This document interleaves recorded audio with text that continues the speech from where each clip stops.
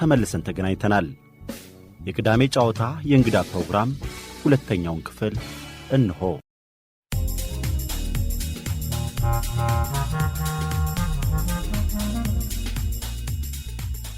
አቶ ሙሼ ሰሙ ተወልደው ያደጉት አዲስ አበባ መርካቶ ውስጥ ነው። የመርካቶ ልጆች የትም ተወለድ መርካቶ ደግ ይላሉ፣ እንኳን ተወልደውበት ለማለት ነው። በትምህርት በኩል በአፍሪካ አንድነት በመድኃኔዓለም የመጀመሪያና ሁለተኛ ደረጃ በንግድ ስራ ኮሌጅ እና በአዲስ አበባ ዩኒቨርሲቲ በቢዝነስ አድሚኒስትሬሽን እና የአካውንቲንግ እና ማኔጅመንት ዲግሪ ያላቸው። ረጅም ጊዜ የሰሩት በፋይናንስ እና በባንክ ዘርፍ ሲሆን በአብዛኛው የሚታወቁት በባንክ ዘርፍ በኢኮኖሚ ፖሊሲ ትንታኔያቸው እንዲሁም በፓርቲ ፖለቲካ ተሳትፏቸው ነው። የኢትዮጵያ ዲሞክራሲያዊ ፓርቲ ዴፓ እና ቅንጅት ለአንድነትና ዲሞክራሲ አባል ነበሩ። በባንክ ስራቸው በዳሽን ባንክ በአሁኑ ወቅት የቀጠና ኃላፊ ናቸው። አቶ ሙሼ ከቅርብ ጊዜ ወዲህ በትንታኔያቸው የሚያተኩሩት በኢኮኖሚ ጉዳዮች ላይ ሆኗል። ፖለቲካውን ተወት ያደረጉት ይመስላል። አቶ ሙሼን ስለ ህይወታቸው፣ ስለ ፖለቲካ አስተዋጽኦአቸው፣ ማህበራዊና በኢኮኖሚያዊ ጉዳይ ስለሚያቀርቡት አስተሳሰባቸው እንድንወያይ የጨዋታ እንግዳ አድርገን ጋብዘናቸዋል።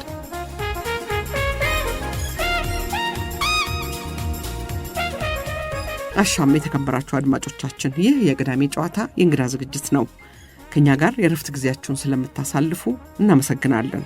ሸገር 102.1 የእናንተው ሬዲዮ።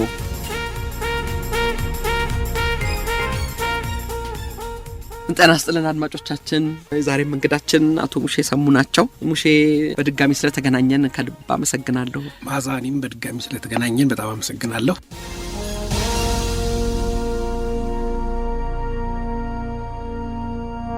ሙሼ የመያድ አባሎች ቀድመው ተመዘገቡ ብለሃል። እናንተስ እነሱን ተከተላችሁ ተመዘገባችሁ? አዎ፣ ይሄ መረጃ ሲደርሰን እኛም ቀኑ አንድ ቀን ይቀርም አንድ ቀን ሲቀረው ነው ይሄን ያደረጉት። የምርጫ ምዝገባ ቀን ሊጠናቀቅ አንድ ቀን ሲቀረው በሙሉ አባሎቻቸውን አስመዘገቡ ለፓርቲው ሳይነግሩ። እኛም የቻልነውን ያህል ተረባርበን ሂዱ ተመዝገቡ አልን። የሚመዘገቡት ተመዘገቡ፣ ተሰበሰብንና እንግዲህ እንዴት ነው የምንቀጥለው? በዚህ ደረጃ መተማመን የማንችል ሰዎች ነገ ከነገ ወዲያ የህይወት መስዋዕትነት የሚጠይቅ ነገር ቢመጣስ? ቁጭ ብለን ተነጋግረን በስራ አስፈጻሚ ድረስ ወስነን የሚደረገውን ነገር ማድረግ ነው። መለያየትም ካለብን እኮ በሰላማዊ መንገድ መለያየት ይቻላል። መቀጠል ከሌለብን ወይንም ደግሞ በዚህ ጉዳይ ላይ እንደገና ኔጎሽየት መደረግ አለበት። ምክንያቱም እያንዳንዶቻችን እጩዎቻችንና አባሎቻችን የማሳመን የሞራል ግዴታም ስላለብን እኮ ነው አይደል ቻሌንጅ የምንሆነው። እንዴት እናርግ የሚለውን ነገር መነጋገር ሲገባን አልሆነም። በቃ እኛም ማስመዘገብ እኛ ስናስመዘግብ መረባበሽ ተጀመረ። ለዚህ ደግሞ በጣም የተጎዱት ቀስተ ደመናዎች ናቸው። ምክንያቱም ይሄ ሜንቶርነቱና እዚህ ባለቤት የመሆን ስሜቱ ስላለ ፌል ማድረጉ ፐርሰናሊ እነሱንም አፌክት እንደሚያደርጋቸው ስለተሰማቸው እናነጋግራቸዋል በተናጠል። ኦኬ እኔና ልደቱን ቀጠሩን። ፕሮፌሰር መስፍን እና ዶክተር ብርሃኑ ቤት ነው ቀጠሩን። ተገናኘን። በእኛ በኩል ማድረግ የሚገባንን እንግዲህ አድርገናል። መረጃው እናንተም አላችሁ። መቀጠል የሚቻለው ይህን ነገር ማረም ከተቻለ ነው። ለማረምም ጊዜው አልቋል። ስለዚህ ምንድነው መደረግ ያለበት? ቆመን ብለን ሁላችንም በየፈርጃችን በጀመርነው መንገድ መቀጠል ነው ያለብን። ወይንም ደግሞ በመያድ በኩል ይህን ነገር የማረም ፍላጎት ካለ ቁጭ ብለን እንነጋገር። በተማመንበትና ቃለ ጉባኤ ተይዞ በተፈረመ ሰነድ ላይ መተማመን ካልቻልንና መስራት ካልቻልን ስሜት በየአንጓው ላይ የሚነሳ ከሆነ እንዴት መዝለቅ ይቻላል? ትግልም መሆን አይችልም። ያው ዶክተር ብርሃኑና ፕሮፌሰር መስፍን እኛ እንጫናችሁ ግድ የለም የማግባባት ስራ እንሰራለን። እንደገና ተመልሰን ጉዳዩን እኔ ለመንግስት ደግሞ ቅንጅት እጩ ምዝገባ ማራዘሚያ ያቅርብ። ስለዚህ እጩ ማራዘም እንዲቻል እድሉ እንዲሰጠን እንጠይቃለን። እንደገና ጉዳዩን ሪቪው እናደርጋለን። በእናንተም በኩል አመራሮቻቸው ላይ ጨክናችኋል፣ ለዘብ በሉ። በእነሱም በኩል ደግሞ አጓጉል የሆነ ነገራቸውን እንዲተው። አሁን እንዳልኩሽ ዝም ብሎ በየሂደቱ እየተማማልን የምንዘልቅበትን መንገድ ለህግና ለመርህ እየተው እንዲሄዱ እናደርጋለን አሉ። እውነቱን ለመነጋገር ያን ቀን የነበረው በሁለቱ በፕሮፌሰር መስፍንና በዶክተር ብርሃኑ በኩል የነበረው ስሜት እኔና ልደቱን ትንሽ ረብሾናል እንጂ ቆርጠን ነው የመጣ ነው። እኔ ድሮም ነግሬሻለሁ ከእንደዚህ አይነት አስተሳሰብ ጋር አብሮ መሄድ ይቻላል ብዬ ስለማላምን የሚከፈለውን መስዋዕትነት ትርጉም አይኖረውም ስተትም ይሆናል ብዬ ስለማምን ፍላጎት አልነበረኝ። ይሄ ሲፈጠር ይሄው ነው የሚጠበቀው ነገር መቀጠል የለብንም የሚል ነገር ነው የነበረኝ። ግን በእነሱ በኩል የታየው አንደኛ በጣም አምቢሽኑ ነበር፣ ፍላጎቱ ነበር። የመጠበጣው መንገድ የሰጣቸው እርካታ ስለነበር እውነቱን ለመነጋገር ለቅሶ ቀረሽ ልመና ነው የነበረው እና ግዴላችሁን ቆመው ነው ላያዋሩን። በርግጥ በኋላ ዶክተር ብርሃኑ መጽሐፉ ላይ እጃቸውን ጠምዝዘን አለን እንጂ እንደዛ አልነበረም። ባካችሁ ግዴላችሁ እቺን እድል ስጡንና አሁን ከዚህ በኋላ ከምርጫ ከሊቀመንበርነት መያድ እናወርዳለን አብረን እስከዚህ ድረስ ነበር ቃል የተገባልን። ኤኒዌይ ግን በእኛም እምነትም ኦልሬዲ እኛ ተጎድተናል። ዝግጅት አድርገን በጪጩ ስላላስመዘገብን እንደምንም ብለን እቺን ማለፍ አማራጭ ብሎ ብለን በኋላ ስላመንን ተቀበልናቸው። እንደተባለው ምርጫ ቦርድ አራዘመልን። እንደገና ቁጭ ብለን ሌሊት በሙሉ የተሰጠን ጥቂት ቀን ስለነበር ሪቪው አደረግንና አንዳንድ የወደቁ ሰዎቻቸውን ኦልሞስት በሙሉ ስራ አስፈጻሚያቸው ነው የምልሽ፣ በአብዛኛው ስራ አስፈጻሚያቸው ወድቆ ነበርና እሱንም ኮምፕሮማይዝ አድርገን ፖለቲካ መቼም ምንድነው የሚባለው ኢትስ ዘ አርት ኦፍ ኮምፕሮማይዝ ነው የሚባለው። ኮምፕሮማይዝ ነው። አዎ ደግሞ የምርጫም ጉዳይ ስለነበር ለምርጫ ጉዳይ ስለነበር ብዙም እንትን አላልንም። እንግዲህ ያው በመሀል የፓርቲያችን ውይይት አላስገባውም፣ ምክንያቱም ማለቂያም አይኖረውም። እነዚህ ጉዳዮች ወደ ፓርቲው ተመልሰው ኢዴፓ ውስጥ የነበረውን ውዝግብም አፕዴት ለማድረግ ያስቸግራል። በዚህ መንገድ አንደኛውና የሚገርመው መሰናከል ኦልሬዲ ውስጥ ለውስጥ አለፋቸው ጊዜያዊ ነገር እንደሆነ የሚያሳዩ ዘለቄታ ያለው ሂደት እንደማይኖረን የሚጠቁሙ ብዙ ነገሮች እንዴት አልፈዋል። በየስብሰባው ላይ በሚደረጉ ውይይቶች የሚወሰኑ ውሳኔዎች ፈጽሞ አብሮ መስራት የማያስችሉ እንደነበሩ፣ በውይይቶቹ ላይ የሚነሱ ሀሳቦች አንዳችን ለአንዳችን ያለንን አመለካከት በጣም በግልጽ የሚያሳዩ እንደነበሩ ትምህርት እየወሰድን የመጣ ነው እና አይቀሬ ነው አብረን መቀጠል አለመቀጠላችን ፈተና ላይ እንደሚወድቅ የብዙዎቻችን ግምት ነው። ያው ወደ መጨረሻ ላይ ገብቶሻል። ይህ መሳከሩ፣ የህዝቡ ድጋፍ፣ ጫናው፣ ጩኸቱ ምኑ አጥለቀለቀውና ሪያሊቲው ተረሳ። የነበራችሁበት ውስጣችን ያለው ይሄ ያመረቀዘ ነገር ከዛሬ ነገ ይፈነዳል የሚባለው ነገር ሰፕረስ ተደረገ። ራዛ እንደ ሰርጓዜ ማሆን ተጭነ ነው። ምንድነው አንድ ማቃቸው በጣም አንድ በትርቱ ጎረቤት ያሉና ወደ ሰርግ ሲኬድ ሰርግ ነው የሚባሉ አሉ። ስንመለስ ደግሞ ወይኔ ነው ደግሞ ድካም። እና እንደዛ አይነት ነገር ትሄዳለህ ወደ ሰርግ ከት መጣለህ ነው እንግዲህ። እና እንደዛ አይነት ሁኔታ ላይ ሆነን ያንን ችግር ታለፈ እና ከዛ ቀጥሎ የመጣው ሌላው ችግር ንጉሶች፣ በርካታ ንጉሶች፣ ዘውድ የደፉ ንጉሶች ቅንጅት ውስጥ የነበሩት ሰዎች የነሱ ሽኩቻ ደግሞ ሌላ የራሱ ምዕራፍ። ግን እንትኑ ሳሄ ውይይቱ ላይ አሁን እኛ እንግዲህ ውይይቱን ከደጅ በጣም እንደው ኦርጋናይዝድ የሆነ ነገር መስሎ ነው የሚታየን ለኛ። እሱስ ላይ ኢንዲቪጁዋሊ ችግር አልነበረም። ማዘ ይኸውልሽ በተናጠል እኮ እያንዳንዱ ሰው እኮ ያቅም ችግር የለበትም። አንድ መሆን ነው ሁልጊዜም አይደለ? ልክ ነው። አንድ ስትሆኚ ደግሞ ሰው ኮምፕሮማይዝ ማድረግ የሚገባሽ መተው ማለፍ ግዴለም ለጋራ መጀመሪያ ፕሮፌሰር መስፍን ያነሱት እንደነበር ለዋናው ትልቁ ግብ ሲባል ግዴለም ልበለጥም ማለት የሚፈልግ ነገር አለ። እዛ ላይ ሲመጣ ነው ችግር ይመጣውና መድረክ ደግሞ አየሽ መጥፎ ባህሪው ላይም ላይ ታድ ይዞሽ ነው ጭልጥ የሚለውና አንዳንዴ መድረክ የሚካሄዱ ክርክሮች ከትላንት ነገ የተሻለ ጩኸት ይፈልጋል። ምክንያቱም በትላንትናው እርካታ አይጠብቅሽም ሰው እና ትላንትና ያልሽው አይረባም ካልሽ አሁን ደግሞ አከል አድርገሽ መምጣት አለብሽ።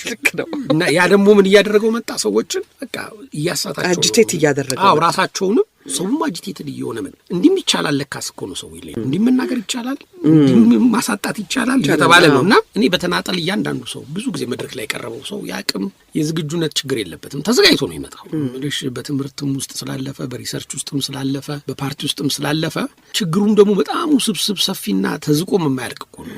ምንሽ በተለይ በዲሞክራሲ ጉዳይ በሰብአዊ መብት ጉዳይ የነበረው ልትናገሪው የምትችው ነገር እልፍ እኮ ነው። ደግሞ ሰው ሰምቶት አያውቅም። ያጉረመረመን እንጂ በየቤቱ አንቺ አደባባይ ሲነገር ቶን አርገሽው በራስሽ አንደበትና በራስሽ አንዳንድ ጊዜ እኮ አንዳንዶቹ ሰዎች ከማህበረሰቡ ጋር የተለየ መግባቢያ ቋንቋ ፈጥረዋል። በዛ ወቅት ምንድሽ አንደበታቸው እና ቋንቋቸው አዲስ ቻናል ነው የተፈጠረው። የሚገርም አይነት መግባባት ነው የነበረውና በወቅቱም ደግሞ ጋዜጦቹም የሚገርምሽ ነገር ኢንተርቪዎቻችንን ጥርት ጽድት አድርገው ባለበት ሁኔታ መልክ ሰጥተው ነው የሚያወጡት። አርመውልንም ጭምር ነው አስተካክለው እንዲህ ሊል ፈልጎ ነው ተብሎ ነው እንጂ ጥሬውን አይወጣም። እና እንደዛ ምልሽ ማንም ኢንተርቪው በዛ መንገድ ጽድት ያለ ኢንተርቪው ሊሰጥ አይችልም ተብሎ የራሱንም አክሎ አንቺንም አረም አድርጎ አንዳንዱንም ፕሮቴክት አድርጎሽ ነውና የህዝቡም ድጋፍ ቀላል አልነበረም። ስለዚህ እነዛ መድረኮች ማህበረሰቡንና ቅንጅትን አግባብተውታል። ልክ እንዳልሽው ከዛ በፊት ስንት ሰው ካርድ ወሰደ ብለን ስንጠይቅ ነው ያወቅነው። ልክ ቅንጅት ከዛ በፊት የሚደግፈውና የሚቀበለው ሰው እንዳልነበር ያወቅነው ወደ ምርጫ ሲመጣም ነው። 20 ሚሊዮን ሰው ነው የተመዘገበው ምርጫ ለመምረጥ በዛን ጊዜ 23 ሚሊዮን 20 ምናምን ብዙ ነው። ግን ከዛ ውስጥ ቅንጅትን ለመምረጥ ካርድ የወሰደው ሰው በጣም ጥቂት ነበር። ቁጭቶች ትዝ ይሉሻል አይደል? ወይኔ ቅንጅትን ካርድ ባለመውሰድ የሚል ሰው ነበር።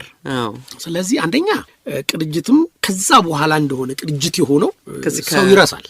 ከውይይቱ ከምኑ በኋላ ነው። ተደጋግሞ እንደሚባለው ኢህአዴግ ያሉትን ሰዎች ነው ወደ መድረክ ያመጣው። በፈርስት ቲር ነው ክርክር የገባው። በዛ ምክንያቱም እነዛ ሰዎች እዛ መድረክ ላይ የሚሉትን አጥተው ሀሳባቸውን ማስረዳት እያቃታቸው ወደ ቁጣ ወደ ስሜት ሲገቡ ያየ ማህበረሰብ እነዚህ ናቸው ወይ የሚመሩን እስከ ማለት ደርሷል። እና በዚህ በኩል ደግሞ ምልሽ የበላይነት ለመፍጠር የሚያስችል አቅምም ነበር። ምንም ጥያቄ የለውም። ጉድለትንም መጠቆምም እንደ አንድ ፖለቲካ ሂደት ያው እንግዲህ ስራችን እሱ ነው መንግስት እስከምንሆን ድረስ ጉድለት። አንዳንዴ ሰዎች ምን አማራጭ አለ ወይም ምን አማራጭ ታቀርባለህ ይሉኛል። እኔ ካድሬው ምን ሰርቶ ሊበላ ነው እላለሁ። እኔ አማራጭ እያቀረብኩለት ሀገር የሚያስተዳድር ከሆነ ወይ ደግሞ ዘካፍለኝ ባይሆን ተመልጥቅሙ ያን ጊዜ አመጣለሁ ሐሳቤን። አሁን ግን አትችልም ብዬ በማህበረሰቡ ዘንድ ተቀባይነት ለማግኘት ነው የምታገለው። የምሰራውን ስራ አሁን ማሰርቼ እንዴት ነው እና እነዚህ ነገሮች ጠቅመውታል። ቅንጅት እንዳልኩሽ በ3 ፌዝ ውሰጂው። ቅንጅት ከመመስረቱ በፊት የነበረው ስሜት ሰው ተደጋግመው የኢሊቱ ነው ባይዘው የኢሊቱ ፍላጎት ነው። አብዛኛው ህዝብ እንደተለመደው ተስፋ ቆርጦ ከምርጫ ውጤት አይመጣም ብሎ የተለየም ነገር አይኖርም ብሎ ነው ምርጫውን እየተቀላቀለ የነበረው። ከተቋቋመ በኋላ ተደጋጋሚ የተሰጡ ኢንተርቪዎች፣ ክርክሮች፣ ውይይቶች ማህበረሰቡም ደግሞ የተለየ ነገር የመፈለግ ቅድም እንዳልኩሽ ፍላጎት በጣም ጣራ ነክቶ ስለነበር ቅንጅት በሰው ዘንድ መስረጽ ጀመረ። ሌላው ደግሞ ያው እኛ ሀገር ታውቂያለሽ የተገፋ ሰው ወንጀለኛም ቢሆን ሲምፓቲ አለው። አንዴ የማስታውሰው ነገር አንድ ከፍተኛ የቅንጅት አመራር መድረክ ላይ ወጣ ካሁን በኋላ እንደ ድሮ ከመንገድ ላይ እየወሰዱ ማሰር አይቻልም ቀርቷል ምናምን ስትል የነበረው ስታንዲንግ ኦቬሽን ልነግርሽ አልችልም። እና ከጥቂት ወራት በኋላ እስር ቤት ገብታ ሰው ምን ማለት ጀመረ፣ ምስኪን ልጇን እያጠባች አሁን ከዚህ ወስዶ አስሮ የድግ ስቃይ የሚያሳይ እዛ ሰማይ ተቀለ ጀግና ነው። እስር ቤት ከተገባ በኋላ ደግሞ በቃ ልክ እንዲህ ነው። ስለዚህ ቅንጅት ላይ የሚደርሰው ነገር በሙሉ ማህበረሰቡን የበለጠ ለቅንጅት ሲምፓታይዘር እንዲሆንና ምክንያቱም እሱም የግፍ ሰለባ ስለሆነ ሌላው ሰው ላይ የሚደርሰው ግፍ የራሱ ግፍ አርጎ የመውሰድ ዝንባሌ ስላለው እነዚህ እንግዲህ ምልሽ አንከር ዲሆኑ የትግል ተግባሮች አሉ። በቃ የለም ማህበረሰቡ ከንቃተ ህሊና ውጪ በማህበራዊ መስተጋብር ያመጣቸው ነገሮች ይበልጣሉ። የፖለቲካ ትግሎቻችን ደካማ የሚያደርጓል። በጣም በደንብ የታሰበበት የተደከመበት በደንብ ተረግጦ በደንብ ወቅቶ የወጣ ነገር አይደለም። ጋገሩ ይሄን ፓርቲ መደግፈው በዚህ ምክንያት ነው መዋጮዬን አዋጥቼ ሜምበር ሆኜ ለዘለቄታው ብሎ ከፈለውን ዋጋ ብሬ ከፍዬ ሄጅም ደግሞ በሰጠውት ዋጋ ልክ እሱንም ዋጋውን ጠይቀዋለሁ የሚል ሰው የለም። በቃ እኛም የምንችለውን ያህል እናደርጋለን። ከፍ ብሎ ሲጠይቀን አንተ የት ነበርክና እንላለን። ምን ረዳህንና ምን አገዝከንና ነው ምንልና አካውንታቢሊቲም የለም። አንድን ሰው እዚህ ቦታ ስትቀመጥ ይሄን አድርጌ ይሄን ሰርቼ እንዲሆን የምትዩም አይደለም። ሲመቸው ይመጣል፣ ሲመቸው አይመጣም። እኛም ደግሞ እንዳልኩሽ ሰላማዊ ትግልን ለማካሄድ የሚያስፈልጉት እነዚህ የትግሉን ማካሄጃ ክህሎቶች ወይንም ስኪሎች በስፋት የሉንም። ስብሰባዎች ናቸው። ስብሰባዎች ይሰለቻሉ።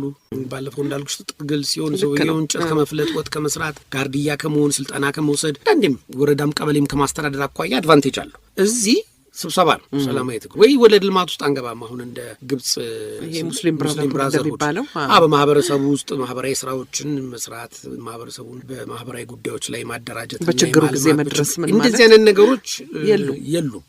ያሉን ነገሮች ምንድነው? መግለጫ ነው። ከዛ ሃይበርኔት እናረጋለን፣ ትንፋሻችን እንዳያጠር፣ ገንዘባችን እንዳይጠፋ። ከዛ ደግሞ አንድ አጀንዳ ኢህአዴግ ያመጣል። ያንን አጀንዳ ተከትሎ ሃይ ይባላል፣ እንደገና እንበተናለን። እና አሁንም የቀጠለው እሱ ነው። ሙሼ መጀመሪያ ላይ ቆይ እንደዚህ ጥያቄ ያለኝ ብዬ ነበር አይደል?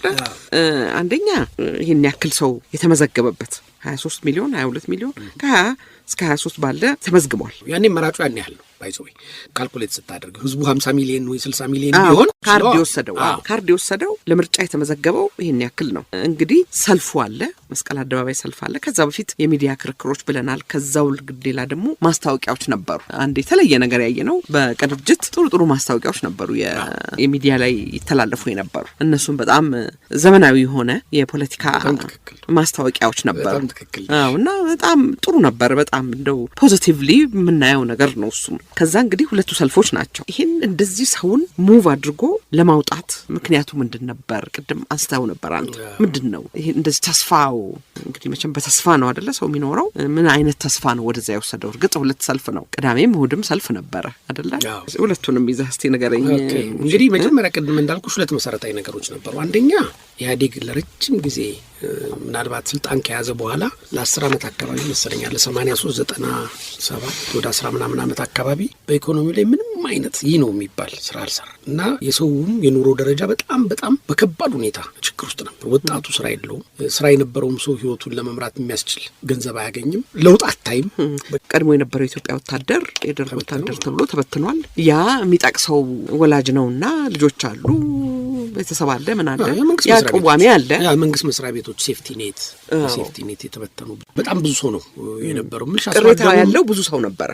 እና ተደራራቢ ቅሬታዎች ናቸው። ምልሽ ከደርግ መፍረስ ጀምሮ ብዙ ተደራራቢ ነገሮች አሉ። ኢህአዴግም ደግሞ ደርግን እንዳፈረሰ ነው ብዙ ነገርን ያፈረሰው። ሰውን ስነልቡና አቃውሶታል። ምልሽ በማግባባት ይዞት የመጣውን አዲስ አስተሳሰብ ህዝቡ እንዲቀበለው በማስረዳትና በምናምን ሳይሆን ብዙ ነገሮች ላይ በጭፍለቃ ነው የሚሄደው። ምን ይመጣል ያንን ስርዓት እኮ ጠርጌ ነው እዚህ የደረስኩት፣ አሁንም አንታይ ሶሻል ኤሌመንቶችን ጠራርጌ አባራለሁ በሚል መንፈስ ነውና ሁሉ ቦታ ሰው ማቁሰል ነበር። ምልሽ በፍትህ እጦት፣ በአስተዳደር በደል፣ በየአካባቢው ይካሄዱ የነበሩ ግፎች፣ ከኢኮኖሚውም ውጭ የፍትህ ስርዓቱ ተናግቷል። እኔ የሚገርምሽ በዛ ወቅት በአጋጣሚ አባቴ የመኪና ግጭት አደጋ ደርሶበት የአጥንት ሐኪም ተፈልጎ በአንድ ወሩ ነው የተገኘ። የህክምና ስርዓታችን ኮላፕስ አድርጎ ነበር።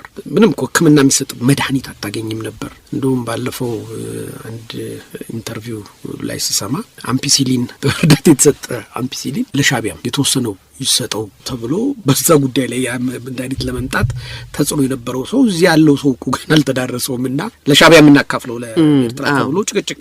በዚህ ደረጃ ሀገሪቱ ምንም አይነት አቅርቦት ያልነበረበት ሁኔታ ነው የነበረውና እንሻላለን እንለውጣለን ብሎ የመጡት ሰዎች ከእውቀትም ማነስ ይሁን ወይ ከፍርሃት ከፈት ማድረግ ከሚያስከትለው ስጋት ይሁን ወይ ደግሞ ፕራዮሪቲያቸው ስልጣናቸውን ማረጋገጥ በደንብ አሁን ተደላለን ተቀምጠናል የሚል ነገር ላይ በተለይ ትኩረት በመስጠታቸው የደህንነት መዋቅራቸውን የፖሊስ አካባቢ ምናምን በማደራጀት ጊዜያቸውን እያጠፉም ሊሆን ብቻ አገሪቱ የምትፈልገውን ነገር ወይንም ስትጠይቅ የነበረውን ነገር የሚሰጥ ነገር አልመጣም። ደርግም በኋላ ለመውጣት ዝግጁ ነው።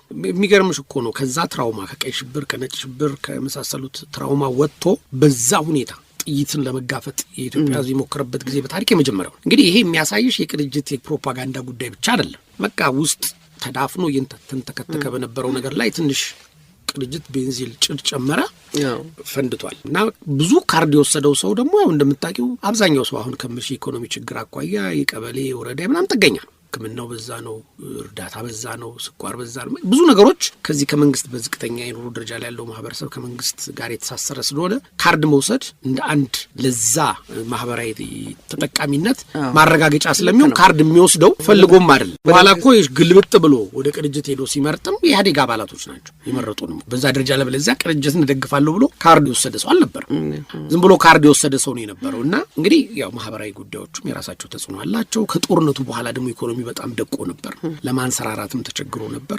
ያም እና በተወሰኑ ቦታዎችም እኮ ድርቆች ማህበረሰቡን አፌክት እያደረጉት የነበረበት ሁኔታ አለና መልስም ማጣት አንዳንድ ጊዜ እኮ በተስፋም ይኖራል። ቶሻል ኢህአዴግም ተስፋ ለመስጠትም አቅምም አልነበሩም። ዝግጁነት ከጦርነቱ በኋላ ደግሞ አንድ ምናልባት እንግዲህ ወደ ኢትዮጵያ መለስ የማለት ተፈጥሯል ስሜት ቢኖርም ያንንም በደንብ አልሰሩበትም። ህዝቡ ግን አንዳንድ ጊዜ እኮ የመጀመሪያው ሰላማዊ ሰልፍ እስኪደረግ ነው ይባላል አይደለ? ከዛ በኋላ ያለው ነገር እኮ በርሱ ነው የሚቀጣጠለው። የመጀመሪያውም ሰላማዊ ሰልፍ ወጥቶ ቤቱ የገባ ጊዜ ሰው ወይንም ደግሞ ሰውን ብትገይበት ሙት ዓመት ብሎ ይመጣል። ሙት ዓመት ሲሆን 10 ገለሽ ከሆነ በሚቀጥለው 100 እንድትገያ ያደርግሻል።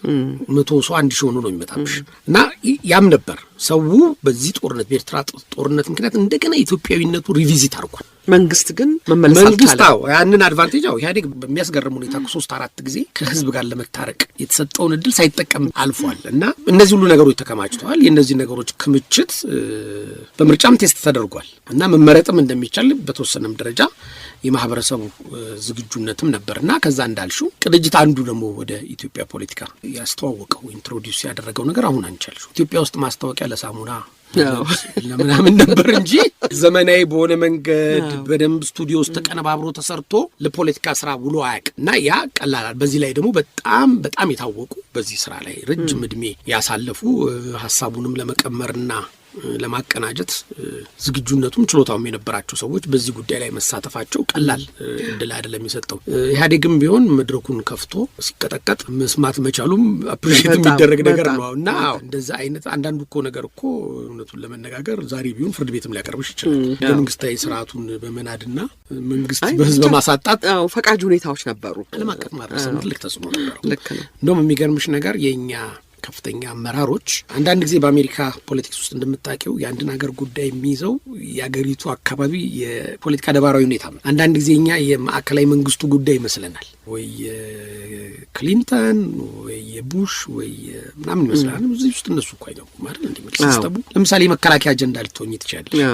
ኢትዮጵያ በዛ ጊዜ ከሶማሌ ጋር በነበረው ግጭት፣ ምስራቅ አፍሪካ ውስጥ በነበረው ነገር ምክንያት የኢትዮጵያም ጉዳይ የዲፌንስ አጀንዳ ነበረች። እርዳታም ድጋፍም ምንም በዛ በኩል የሚደረግበት ሁኔታ ነበርና ከዚህ አመራሮቻችን ሄደው ውይይት ተካሂደው ነበር። የሚገርምሽ ነገርና እንደውም አንዱ ካነሳሹ አይቀር አንድ ታሪካዊ አሳዛኝ ነገር የተቃዋሚዎቹን እንትን ላድርግሽ። በአጋጣሚ ጁን ላይ ለካምፔን እንወጣለን። ብዙዎቻችን የምንወጣበት ጊዜ ነው። አንደኛ አሜሪካ የአየር ንብረቱ ጥሩ ነው፣ እኛም ደግሞ እረፍት ለመውሰድ ከስራ ምናምን ጥሩ ስለሆነ ያን ወር እንመርጣለን። ብዙም ፓርቲ ያን ጊዜ ነው የሚሄደው እና እዛ በሄድንበት ጊዜ ከኛ ቀደም ብለው ፕሮፌሰር በየነ ጴጥሮስ፣ ኢንጂነር ኃይሉ ሻውል እና ፕሮፌሰር መረራም ይመስሉኛል እና ሌሎችም እንደዚህ ከአሜሪካ የነበሩ ሰዎችን እያነጋገሩ ጠርተው ያነጋገራሉ። የዲፌንስ ውስጥ ያሉ ሰዎች የሚነጋገሩት በኢትዮጵያ ነባራዊ ሁኔታ ላይ ነው እና ውይይቱ ምንድን ነው እንግዲህ በኢህአዴግ ጉዳይ በጣም የመሰላቸትም እምነት ማጣትም አገሪቱን መለወጥ አልቻለም፣ አገሪቱ ወደማይፈለግ አቅጣጫ ታመራለች የሚልም ስጋት ነበረ መሰለኝ እና ውይይቱ ላይ በተሻለ አማራጭና ሀሳብ መቅረብ ትችላላችሁ ወይ እናንተ ምን ያህል ህዝብ ድጋፍ አላቸው ምንም የሚሉ ጥያቄዎች ይነሳሉ። በአጋጣሚ የኛ አመራር ሄዷል። ሲሄድ እዛ ስብሰባ ላይ አልተገኘም። መገኘታቸውን ሲያውቁ ኢንቫይት ያደርጓቸዋል እንደሰማሁት። ተጠርተው ቀረቡ እና ውይይቱ ተካሄደ። ውይይቱ ላይ ምን ተባለ? ሰነዶቻችሁ በጋራ ሆናችሁ፣ ምክንያቱም መነጋገር አልተቻለም ተባለ። የሚያድም ሰዎች የራሳቸውን ነገር ለመስጠት የነ በየንም የራሳቸውን ለመስጠት በዚህ መከቸው ሁሉም ሰው እጁን ጠረጴዛው ላይ ነው የሚዘነዝረው እና ቆይ ድል ስጡንና ተነጋግረን እንምጣም አልተባለም። ሰው ትንሽ የመታከት ወሬነት ተሰማቸው መሰለኝ። እስቲ ሂዱና ቁጭ ብላችሁ ተነጋግራችሁ ዶክመንት ይዛችሁ ነው። ስትመጡ ግን አንድ ሰው መርጣችሁ አንድ ሰው ይናገር። በዛ ተወጣና ተነጋግረው ሰው መምረጥ አልቻሉም።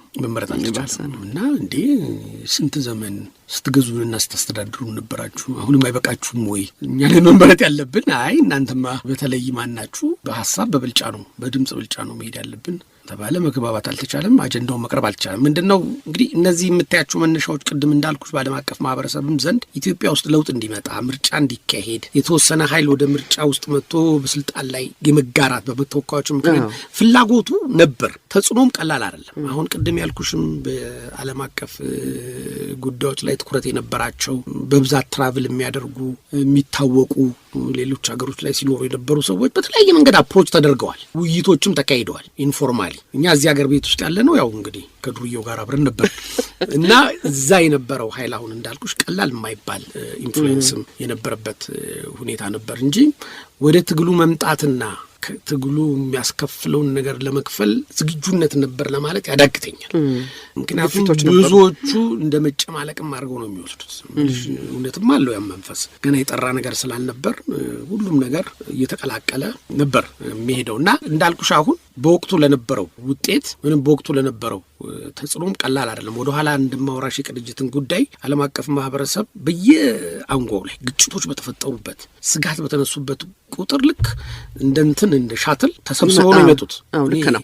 2-3 ሲወስዱ 4-5 አሜሪካንን ጨምሮ ዩሮፕ፣ የጃፓን የምናምን መንግስታት አምባሳደሮች በቃ ቢሮአችን ይመጣሉ። ልክ እንትን ነበር ተሳትፏቸው ቀላል የሚባል አይደለም። በዛው ልክም ኢንፍሉዌንስ ነበራቸው እና የሚያሳዝነው ነገር ያው ቅንጅት እንደ ቅንጅት የተቀናጀና ስራውን በአግባቡ የሚያካሄድ ድርጅትም ስላልነበር እንደዚህ አይነት ነገሮች ከግለሰቦች ጋር በሚኖርም ኮንታክት ምክንያት ትክክለኛ ውጤት ማምጣት በማይችሉበት መንገድ ተርመጥምጠው ይቀራሉ። ለምሳሌ ሙሼ ከሆነ ከአሜሪካ አምባሳደር ጋር ቅርበት ያለውና በቀላሉ ኮንታክት ያለው ለሱ መረጃ ይሰጠዋል፣ ለሱ ኢንፍሉዌንስ ነው የሚደረገው እና እኔ አንዱ የመጨረሻ ስብሰባችን ላይ አስታውሳለሁ ከቅንጅት እውቅና ውጪ እኛ ስልጣን ለመረከብ ፍላጎትም ዝግጅቱነት የለም ብለን ደብዳቤ ጽፈናል ተብሎ ተነግሯል። ማዕከላዊ ምክር ቤታችን ላይ እንዴ ከየት ነው ያመጣችሁት? ይሄንን መቼ የተነጋገርንበትን ነው? ሀቅ ነው። ዝግጁነቱም አቅሙም አልነበረንም። ግን መቼ ተዋይተን ነው ይሄንን ሰነድ የጻፋችሁት ተብሎ በጣም ብዙ ጭቅጭቅ የቀሰቀሰበት ሁኔታ አለ። አሁን ስም ማንሳት ሰዎችን አስፈላጊ ነው እንጂ እና እንደዚህ አይነት ብዙ ነገሮች ይካሄዱ ነበር። የሚገርምሽ በየሸጡ በየፒጅን ሆሉ የየራሱ ኮሚኒቲ የየራሱ ቡድን የየራሱ አምባሳደር የየራሱ ኢህአዴግም ጭምር ከኢህአዴግ ጋርም ከፓርቲው እውቅና ውጪ ቁጭ ብለው የሚደራደሩ ሰዎች ቤታቸው ድረስ እየተመጣ ሎቢ የሚደረጉ ሰዎች ነበሩ። አንዳንዶቹ በመጽሐፋቸውም አምነዋል። እነዚህ ነገሮች በሙሉ እንግዲህ የምነግርሽ ምንድነው ሪሌይ ሰውየው ቅድም ያልሻቸው ሰውዬ እንዳሉት ያልተቀናጀ ቅንጅት ስለነበረ ነው። ሬዲዮ ጣቢያው ሸገር 102.1 ዝግጅቱ የቅዳሜ ጨዋታ ነው። የዛሬ እንግዳችን የኢኮኖሚና የፋይናንስ ዘርፍ ባለሙያው እንዲሁም በኢትዮጵያ የፓርቲ ፖለቲካ ተሳትፏቸው የሚታወቁት አቶ ሙሼ ሰሙ ናቸው። ሙሼ የሚያሳዝነው ኢትዮጵያ ውስጥ ከዛም በኋላ እንደዛ አይነት ጠንካራ የሆነ ኮአሊሽን ሊመጣ ለመቻሉም እንግዲህ ያሳዝናል አይደለ? እሱም አንድ ጉድለት ይመስለኛል። የህዝብ ቋጠሯችን የህዝብ ቋጠሮ ነው የነበረው። ምን ማለት ነው? ህዝብ ቋጠሮን ነው በግድ እና ህዝብ አንድ ላይ አጃምሎ ነው የቋጠረን እና ምልሽ ያቋጠሮ እስኪፈታ ነበር ምን ቆየው። የምርጫው ውጤት ከተከሰተ በኋላ የተለያዩ ነገሮች መምጣታቸው ያሳየውን ነው። ቅድም ያልኩሽ ነው። በጣም በተደላደለ እንደው የተደላደለ በጣምም አይደለም፣ በአንጻራዊነት የተሻለ ነው በምንለውም ደረጃ አቋለም። ለምሳሌ ሁሉም ሰው በወቅቱ የነበሩ 30 ጋዜጣዎች ላይ 30 አይነት ኢንተርቪው ሰጣል።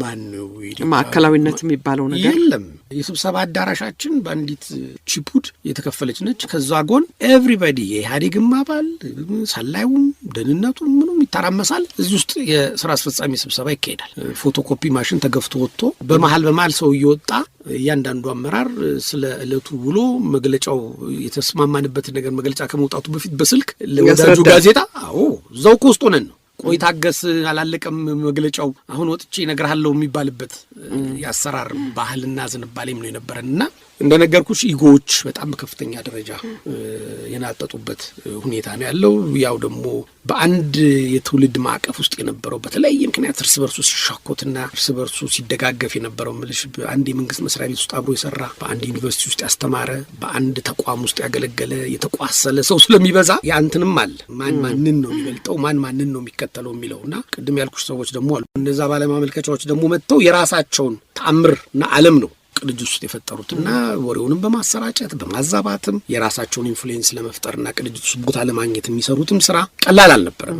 አንዳንዶቹ ስማቸውንም ባነሳ ወደ ኋላ ላይ የሚሄድበት ነው። የሚያስደነግጠኝ ነው ምልሽ ቅንጅት ውስጥ ያልነበሩ ሰዎች ከቅንጅቱ መፍረስ በኋላ እኔ ቅንጅት ከፍተኛ አመራር ነበርኩ ማዕከላዊ ምክር ቤት ነበርኩ ብሎ የጻፉትን አንብቤ በጣም ያፈርኩበት ጊዜ ነበረኝና ግን ምንድነው አሁን የመስቀል አደባባይ ሰልፍ ላይ ማናቸው አቶ አደም ናቸው ያን ንግግር ተናገሩ ተብሎ አቋም ነው አለ ጠራርጎ መውሰድ የሚለው እሱ እንግዲህ ይሄ እኮ ቁጭ ብሎ አንድ አይነት አቋም አለመውሰድ ነው አይደል? ይሄን ችግር የሚያመጣው ቅድም ያልኩሽ ይጎ እኮ ነው። የበላይነት ለማግኘት በፓርቲ ውስጥ የሚካሄደው ትግል ከተለመደው ድርጅታዊ አሰራር ወጥቶ የግለሰቦች ሽኩቻ ሆኗልና ሁሉም ሰው ባገኘው ድል የበለጠ ጮሆ የመሰማትን መደመጥ ነገር ነው እንጂ ምልሽ ትልቅ ሰው እንዲህ አይልም።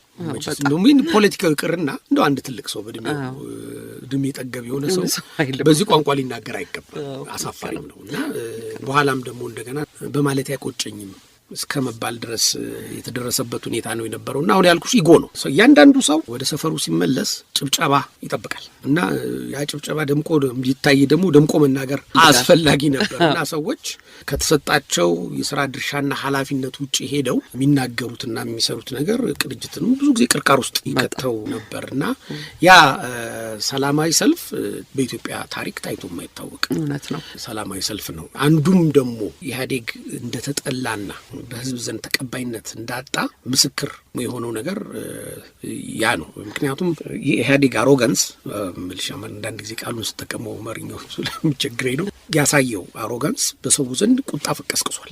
አንዳንድ ጊዜ የምትናገሪው ነገር ከአንደበትሽ የሚወጣው ነገር የሚያስከፍልሽ ዋጋ የምታውቂው ከውጤቱ በኋላ ነው። እና እውነት የመሰላቸው ነገር እውነት አልነበረም። እነሱ እንደገመቱት ያቺ እዛ ስቴዲየም የተሰበሰበችው ሰው አይደለችም የአዲስ አበባ ሰው። የአዲስ አበባ ሰው ከፈለጋችሁ ይሄ ነው ብሎ ነው ቅንጅትም የሰራው ስራ አይደል። እውነቱን ልንገርሽ ህዝቡ ራሱ ነው። እዛም ውስጥ የተፈጠሩት ነገሮች ቀላል አይደሉም። አሁን እንዳልሽው ለምሳሌ አንዳንዶቹ ስብሰባው ላይ ፈርተው አልተገኙም ይታወቃል። ሸሽተው ክፍለ ሀገር ሄደው ተደብቀው የተቀመጡበት ሁኔታ ነበር። አንዳንዶቹ ደግሞ መድረኩ ላይ ከሁሉም በላይ ጎልተው ወጥተው የታዩበት ነበር። ኢቭን መድረኩን በአግባቡ ለመምራትና በስርዓት ለማካሄድም እኮ አልተቻለም። ትርምስ ነበር። እዚህ ጋር አንድ ግሩፕ ተሰብስቦ ያጨበጭባል፣ እዚህ ጋር ሌላ አንድ ግሩፕ ንግግር ያደርጋል፣ እዛ ጋር እንደዚህ እና ያው እግዚአብሔር ይመስገን ያን ቀን ዝናብ ዘነበና ዲቫይን ኢንተርቬንሽን እና የሚገርምሽ የማህበረሰቡን ስሜት ያን የተረዳሁት ከዛ ዝናብ አምልጠን ሄደን አንድ ካፌ ተጠልለን ነበርና ዝናቡን ረጅም ጊዜ ነው የዘነበው። አስመሸንና እዛ ምሽት ውስጥ ቁጭ ብለን እየተዝናናን አንድ ብቻውን በተናጠል የንብ ቲሸርት ነው የለበሰ ልጅ ከፊት ለፊታችን ተቀምጧል እና በእኔ ጠረጴዛ ሱር የቅንጅት ደጋፊ በጣም ብዙ ቲም ነው የነበረው እና የልጁም ድፍረት ስልሽ ኮንፊደንሱ ገርሞኛል።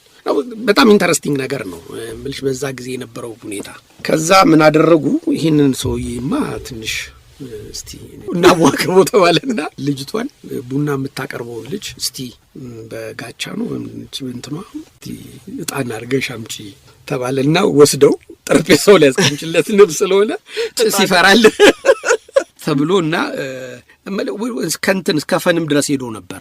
እሺ የጥላቸው ነገር ያው ዋንስ ነገሮች መልካቸውን ለውጠው ጥይት መተኮስ ከጀመረበት ጊዜ ድረስ የቅንጅትም የኢህአዴግም ሰው በእንደዚህ አይነት አጋጣሚዎች ስቆም ሀሳቡንም ገልጾ ግን እንደ አንድ ሀገር ሰውና እንደ አንድ ሀገር ልጅ ተያይቶ ያለፈበት አጋጣሚን በጣም ብዙ ቦታ ፈጥሯል። አብረው አንድ መስሪያ ቤት የሚሰሩ አብረው ምሳ የሚበሉ ልጆች የቅንጅትና የኢህአዴግ ደጋፊ ሆነው እየተወያዩ የሀሳብ ልዩነታቸውን አክብረው ያለፉበትም ጊዜ ነበር። ይህን ምሳሌ ሰጠው እስከዛ ደረጃ ይኬዳል ወደ ፈንነትም ተለውጦ ነበርና ይሄን ነበር። ብዙ ቀልድ ነበር እኮ በተለይ ደግሞ ይሄ ቴክስት ሜሴጅ ማድረግ የተጀመረበት ጊዜ ነበር። ታግዶ እኮ ነበር ታውቂያለሽ፣ ረጅም ጊዜ ታግዶ በጣም ብዙ ቀልድ ነበር በዛም ላይና አንድ መቼም ጥሩ እንትን ነው። የት ነበር ካንተ የተወዳደርኩት? ወረዳ 16 ነው የምርጫው ቀን።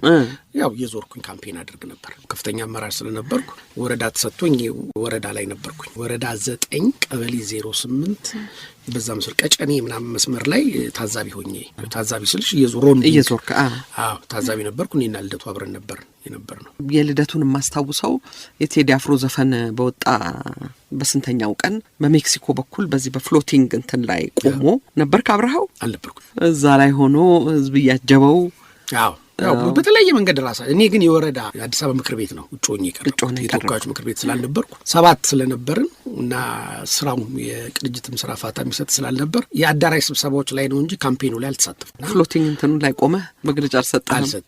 እኔም ላይ ፖስተር አልለጠፍኩም። ያው ቅንጅት በመሆን መመረጥ የሚቻልበት እድል ነው እና የሚገርመኝ ነገር በዛ ጊዜ ቅንጅት ሆነው በትውልድ ቦታቸው ላይ መመረጥ ያልቻሉ ሰዎች ነበሩ። የሚገርምሽና ምን ፌት ነው ወይንስ እነዚህ ሰዎች በማህበረሰባቸው ዘንድ የነበራቸው ተቀባይነት ነው ላለው እና ለካምፔንም አልሄድኩም። እኔ ወደዛም አካባቢ አንድ ስብሰባ አዳራሽ ስብሰባ ተጠርቶ እዛ አዳራሽ ላይ ነው ካምፔን ያደረኩት። ሌላውን ለሌላ አባላት በየወረዳው እየሄድኩ ነበር ካምፔን ማድርገውና ለመመረጥ ብዙ ችግር ነበር ብዬ አላስቤ ማለቅ ነበር። ፎርቹኔትሊ ተመርጬም ነበር። ያው ግን ደግሞ በሌላ በኩል ደግሞ በኢህአዴግም በኩል በምርጫ ጣቢያቸው እኮ ምንም ጥቂት ሰው ብቻ የመረጣቸው ሰዎች አሉ። አዲስ አበባ ላይ ምንም የለም ማለት ትችላለሽ። የሌላውን ተተሹ እንግዲህ አባላቱም አልመረጡም ማለት እኮ ነው። የኢህአዴግ አባላትም አልመረጡም ማለት ነው። መረጧቸውም ያው እንግዲህ ምልሽ በመጋዝ የማይቆረጥ ሸራ ጋሬጣ ቀደደው እያሉ ስታፍ አድርገው ካርድ ነው እንጂ ያሸነፉን ባቀረብንባቸው ቦታዎች በአብዛኛው 99% ለመመረጥ የነበረን እድልም የህዝቡም ተነሳሽነት ይኖ ይባላል። ያውም የታዛቢ ቁጥራችን ውስንም ሆነ በእውነቱ ያኔ የሚገርምሽ መብራት ብዙ ጊዜ ጠፋ ነበር ብዬሻለሁ እና አንዱ የዜጋ ኢንጂኒዊቲ የምታይበት ያኑና ቀድሞ ሰው ባትሪ ገዝቶ ጋቢውን ይዞ ነው ምርጫ ጣቢያ የሄደው እና ባለፈውም እንዳልኩሽ አቶ ይሳቅ ክፍሌ አንዱ ያስተማሩን ነገር ሰው ከጣቢያው እንዳይወጣ ምሳ ቀድመን አዘጋጅተን በዚች በዩዝ ኤንድ ስሮ ወረቀት ያደረስናቸው ሰዎች ነበሩና ሰው ሁሉንም አይነት ፈጠራ ተጠቅሟል እና አንዳንዶቹ ሰዎች እንደውም ከቆጠራው በኋላ ፍርሃት ስለነበራቸው ምልሽ ቆጠራው ልክ እንደተጠናቀቀ ሽንቴልሽና ብለው ወጥተው በዛው ፈርመው እንደጨረሱ ያስሩናል ወይ አንድ ነገር ያደርጉናል ብለው ጨለማ ነበር። አንዳንድ ቦታ ላይ ቆጠራ ያለቀው እኮ ሊነጋጋ ሲል፣ አንዳንድ ቦታ ላይ ሚድናይት ነው እና አንዳንዱ የምርጫ ጣቢያ ሰው ዝር የማይልበት አካባቢ ነው እና እነሱ ብቻ ናቸው ያሉት እና መንገድ ላይ ምን እንደሚጠብቅሽና ምን አይነት አደጋ እንደሚከሰትም አጣቂም። ግን እዛ ተፋጠው ተጋፍጠው ጥርስ ለጥርስ ተፋጭተው ውጤቱን አረጋግጠው ልክ ንግግር በቃ ማለት ተፈራርመው ሽንቴልሽና ብለው ጥለው የጠፉ ሰዎች ሪፖርት ሲቀርብልን በኋላ በየፓርቲያችን ተመልሰው በሩጫ በሩጫ ነው አለ እንደንቱ ታክሲም የለም እና ብስጭቱም ገና ኢህአዴግ አልጀመረውም ነበር። ያው ከዛ ከምርጫ ውጤት በኋላ ጠዋት ሲለጠፍ አይደለም ደም መፍላት የጀመረው እና ወታደርም ካምፑ መውጣት የጀመረው። እስከዛች ሰዓት ድረስ እኮ በጣም በወዳጅነት ነው የጨረስነው በፍቅር።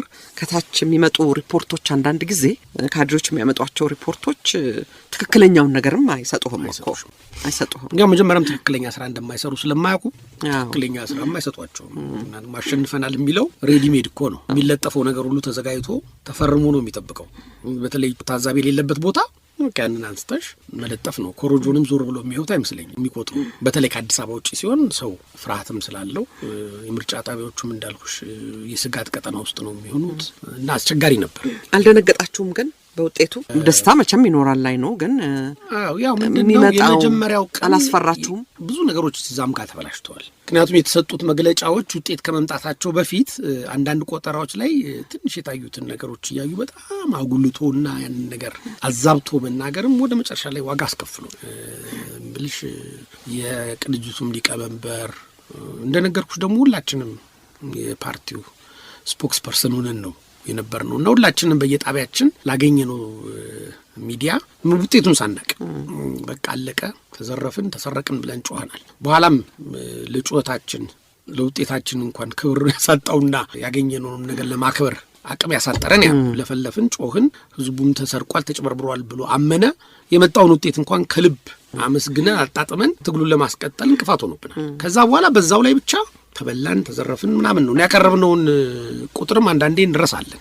ምን ያህል እጩ አቅርበን መንግስት ለመሆን የሚያስችልስ ነበሩ የሚለው ነገር በሙሉ ተረሳ። ስለዚህ ምንድነው ሁሌ ብሶቱ ነው የሚቀድመው። ምን ተገኘ ከምን ተነስተን ምን አመጣን አልተባለምና ደስታው ነበር የመጀመሪያው ዕለት ማታ ላይ በተለይ። በእርግጥ ምንድነው በመምረጥ ሂደቱ የነበረው ደስታ ይበልጣል። የሰው ኮሚትመንት የሚገርም ነው። አንዳንድ ቦታ ላይ እኮ ሌሊት 7 ሰዓት 8 ሰዓት አካባቢ ሁላ ድረስ ተሰልፎ ወግቡ ይሰንቀጠቀጣን ይመረጠው እና ያ የነበረው ስሜት በየስብሰባችን የሚገርም ነበር። ቀጥለን እንዳልኩሽ ደግሞ አንዳንድ ጣቢያዎች ላይ ወደ ማዕከል መረጃ ሲመጡ መደናገጥና መረበሽ ተፈጥሮ የተሰጡት ኢንተርቪዎች ቢጎዱም ውጤቱን ስናይ ተጠናቆ ባይመጣም ደስታ ነበር። ግን ያንን ደስታ እንዳልኩሽ ለማጣጣም ቀድሞ የተባሉት ነገሮች ችግሮች ሆኑ። አሸንፈናል ግን ተጨበርብረናል የሚለው ነገር ጎላ። ይሄን ያህል ቁጥር በ6 ወር ትግል አምጥተናል። ይሄ ቁጥር ቀላል ቁጥር አይደለም። ቀሪውን ላይ እንታገላለን አይደለም። በቃ ተጨበርብረናል ነው እለት ከእለት የነበረው ነገር። ያ እንዳልኩሽ ደግሞ ማህበረሰቡን እውነትም ይሄን ያህል መስዋዕትነት ከፍዬ ይሄን ያህል ታግዬ ይሄን ያህል ወጥቼ ወርጄ ድምጼ እንዴት ይሰረቃል? ያው ድምጽ ይሰረቃል ክርክሩ። በህይወትም ዋጋ ሲከፈል ትልቁ ስህተት አንዱ እሱ ነው ባይ ነኝ። ምን ማለቴ ነው? ቅንጅት ምርጫ ተጨበርብሬ ያለው ስል መንግስት ከመሆን በመለስ ነው የተጨበረበርኩት ነው ያለው። ግን መንግስት ለመሆን እንደማይችል ለማህበረሰቡ አልገለጸም። እውነቱን ልንገርሽ ማንኛውም ሰው አይደል ለህይወቱ ክብር የሚሰጥ ሰው በ30 እና 40 ወንበር መጨበርበር መስዋዕትነት ለመክፈል አይሄድም ነበር። መንግስት የመሆን እድላችን ነው ያጣ ነው የሚለው ምክንያት በደንብ ግልጽ ባልሆነ መንገድ ሳይብራራ ወደ ማህበረሰቡ ዘንድ ስለደረሰ ማህበረሰቡ ወጥቶ መስዋዕትነት የከፈለው እኮ ቅንጅት መንግስት መሆን ሲችል ያንን አሳጥቶታል የሚል መረጃ ይዞ በመሄዱ ነው እንጂ 30 እና 40 ወንበር ነው የተጨበረበር ነው። ይህንንም ደግሞ ኔጎሽየት አድርገን የሚገኘው ወንበር ላይ እንደገና ደግሞ ዳግም ምርጫ ይደረጋል ወደሚል ቢሄድ የመጨረሻ ውጤቱ በዛ መንገድ አስከፊ ሁላችንም ያሳጣን አይሆንም ነበርና ቅድም እንዳልኩሽ ተወጥቶ የተባለው ነገር መጀመሪያ ሌላው የቅንጅት የችግር መጀመሪያ ሆኗል። ያው ወደ ኋላ ደግሞ በውጤት ላይ የነበረን አቋም ምን እናገኛለን ምን አናገኝም የሚለው በእኛና በሚያር መካከል የነበረው ክርክር ደግሞ ምን እንዳስከተለ እንቀጥላለን። እኔ በዚህ መንገድ አይቼው አላውቅም ነበር።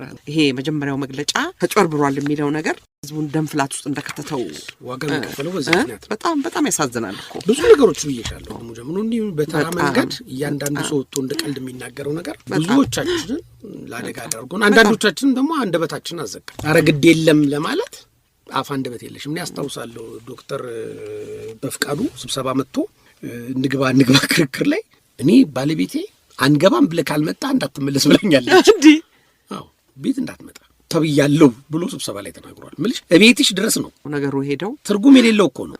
መግባት ጠቃሚ ነው። መንግስት ለመሆን አትችይም። መንግስት ላለመሆን የተሰጠሽ ቮትን የመቀበልና ያለመቀበል ጉዳይ ነው። ያጣሽው ቮት ለምሳሌ ተሰብስበን አጣርተን መልሰን ስንልክ 40 ምናምን ወንበሮች አካባቢ ነው ጥያቄ የተነሳባቸው። በጣም ይገርማል እኮ እና የተሞተው ግን መንግስት መሆንና አለመሆን መካከል በተፈጠረ ሽኩቻ ነው። በጣም ያሳዝናል። አንድ መሰረት የሆነ መደላደል ጥሎ ሊያልፍ የሚችል ኤክስፒሪየንስ ይኸው እስከ ዛሬ ድረስ አንድ ኤክስፒሪየንስ ጥሩ ነገር ነው ያለው። እንደ አንድ የትግል ተመክሮ ልንወስደው ሲገባ እንደ አንድ የትግል ተመክሮ ተወስዶ በሱ ላይ ካፒታላይዝ ማድረግ ሲገባ እንደ ሁሉ ነገር መጀመሪያና መጨረሻ ተወሰደ። አሁን ኢትዮጵያ ውስጥ ማን 97 ይልሻል 97 አንድ አዲስ የትግል የተመክሮ ዘመን ነው እንጂ የኢትዮጵያ መጨረሻ መጀመሪያም አይደለም፣ ሊሆንም አይችልም። ከዛ በኋላም እኮ ብዙ ነገሮች ይፈጠራሉ። በእርግጥ አንድ ቁም ነገር ምንድነው ኢህአዴግ አከርካሪው ተሰበረ ያኔ ነው ወደደም ጥል። ከዛ በኋላ ያለ ከዘራ ያለ ክራንች መቆም አልቻለም። ዛሬ የምታየው ለውጥ የዛ ውጤት ነው። ኦልሬዲ ወገቡ ተሰብሯል። ጊዜ የሚጠብቅ ነገር ነበር። ልክ እንደ 1953 ማለት ነው።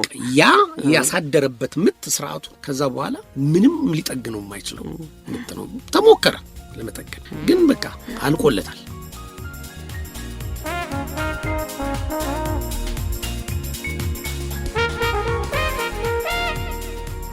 የተከበራችሁ አድማጮቻችን ጣቢያው ሸገር 102.1 ዝግጅቱ የቅዳሜ ጨዋታ ነው። የዛሬው የቅዳሜ ጨዋታ የኢኮኖሚክስና ፋይናንስ ዘርፍ ባለሙያ እንዲሁም በኢትዮጵያ የፓርቲ ፖለቲካ ተሳትፏቸው የሚታወቁት የአቶ ሙሼ ሰሙ ጨዋታ 4ኛ ሳምንቱን ይዟል። ለዛሬ የተዘጋጀው እዚህ ላይ ይደመደማል። ሳምንት ቀጠሯችሁን ከሸገር 102.1 ጋር ካደረጋችሁ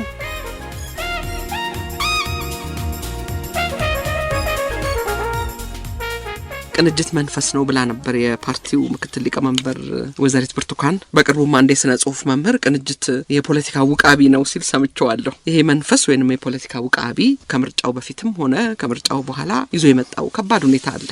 ዛሬም ድረስ እንግዲህ ቅንጅት መንፈስ እንደሆነ ነው፣ ውቃቢ እንደሆነ ነው። ሙሼ ንገረን እስቲ። ማዛ በጣም ነው የማመሰግነው። ምንሽ ይህን ጥያቄ ታነሽዋለሽ ይሆን ወይ? በዚህ መንገድ ባይሆን ብቻ ጥያቄው ተነስቶ ስለ ቅንጅት ጠንከር አድርገን ገፋ አድርገን መነጋገር የሚገባን ሁኔታ ይፈጠራል ወይ እያልኩ እየጠበቅኩ ነበር።